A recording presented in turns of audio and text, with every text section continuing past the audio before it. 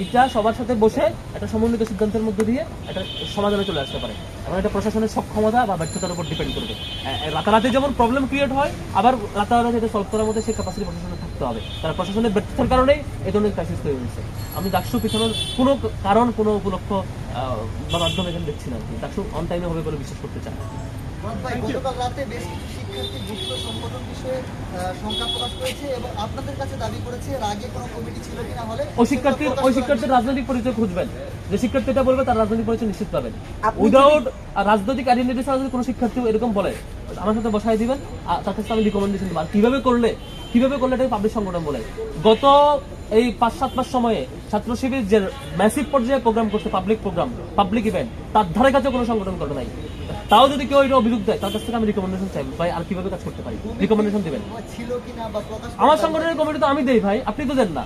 এখন যদি আমি কমিটি দেই নাই আর আমার উপর বলে যে কমিটি দাও, তাহলে কি আমার সংগঠনের পুলিশ আপনি ঠিক করবেন? তাহলে এটা তো ডাবল স্ট্যান্ডার্ড গিরি। কালকে একজন দেখলাম, বেশ হাসলাম অনেকক্ষণ, একজন বলেছে ছাত্র দলের কমিটি বিলুপ্ত করতে হবে আর শিবিরকে কমিটি দিতে হবে, একজনের বক্তব্য দেখলাম, আমি অনেকক্ষণ হাসলাম। মানে অদ্ভুত ব্যাপার, শিবির কমিটি সে দিবেন, আমি দিব। আমরা শিক্ষার্থীদের কমিটমেন্ট দিয়েছি, তো আমরা আমাদের কর্মসূচি কিভাবে চালাবো সেই কমিটমেন্টের বেসিসে চালাচ্ছি।